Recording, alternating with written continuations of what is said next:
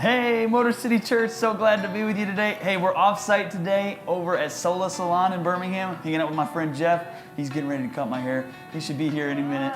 David Bryan, what's up? Thanks for everything, man. Say hello to everybody. Hello, everybody. Awesome. See what we can do with this guy today. Let's do it. So, Dave, what do you want to do today? I've been talking about leaving the back long still, because we've been working on that for a few weeks. Okay. And then trimming the top shorter. Okay. But I don't know how short we should go with it. Yeah, I don't think we need to go real short. I think Maybe we need just to thin get it some out? of that weight out of there. Yeah. They're really heavy. Okay. And we'll get some of that weight out of there. We'll bring this in tighter and Okay. Accentuate that center. Yeah, I like that. Accentuate the center. That's awesome. We've been working on it for a while, so I definitely appreciate us keeping that going. Yeah, I think it'll look good.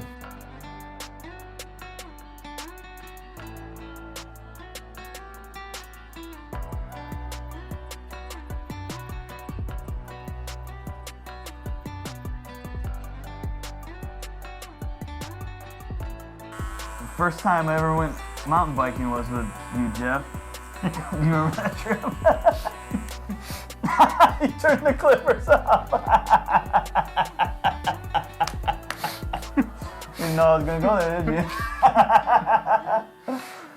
That was a good old time. Yeah, I came away from that day with a saying. Yeah. The bark is worse than the bike. The bark is worse than the bike. Yeah. I might have jacked up the bike that I was riding that day when I crashed into that tree. I think you bent the handlebars. I bent the handlebars. My neck definitely got a little rash there. Jacked your shoulder.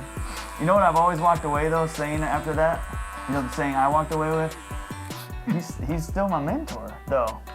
Like, he's my guy. He's got my back. Like, he's there for me. Like, He picked me up, brushed the dirt off. to this day. Let's Oh, go. if someone says, who cut your hair off? Yeah, my mentor from when I was in high school.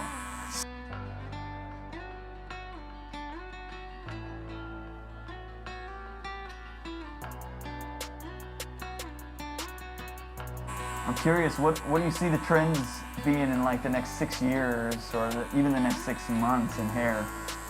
Do you think people are going to keep dyeing their hair different colors? Do you think men are going to take on a whole different style of fashion? I'm talking maybe men's fashion, men's hair.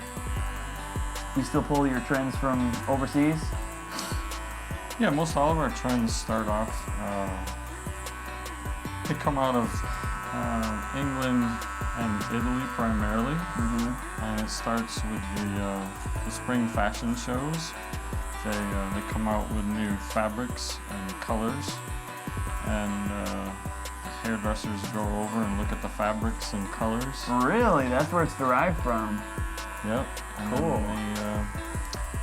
then the big name hairdressers then will invent some haircuts and some colors Oh, to match up with the texture that they see that's happening with the fabrics, really?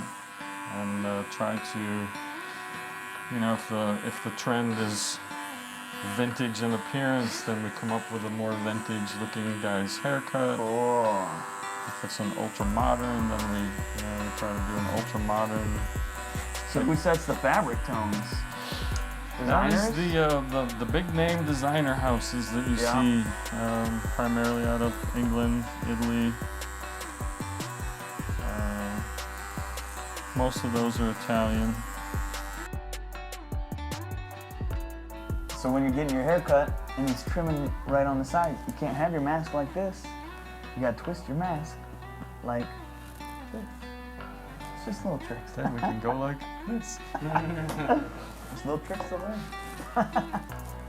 You know, if you've got any questions about the church, if you're curious about what's happening here at Motor City, feel free to email us at info@motorcitychurch.org, and always you can email our prayer line, prayer@motorcitychurch.org. We check that every day, answering and praying for your prayer requests, asking God on your behalf. Like Pastor said a couple weeks ago, being intercessors for you, standing in the gap and believing God to do amazing things for you. So we're here for you, church. We love you. God bless you.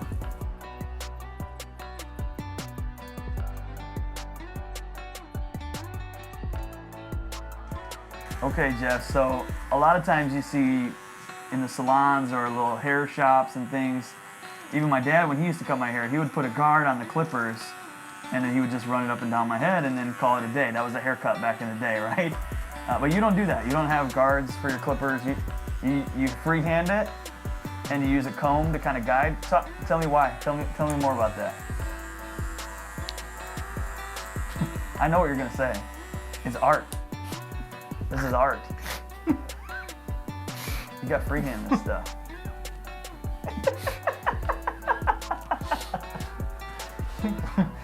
Would Pablo Picasso put a stencil on a canvas and throw paint at it or put spray paint on it like a street artist would?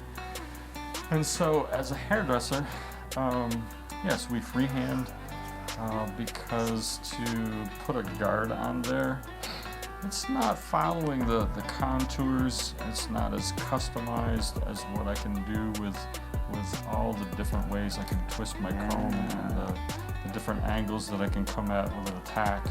And with the guard, you pretty much, you're just kind of raking the leaves in the yard and getting them into a pile and then blowing them. Love that. What a great analogy. And that's no offense to anybody who used guards, right? But there's just an art to it. And you've been doing this for a long time, but you maybe used clippers guards in the past, but not no more. Not this man.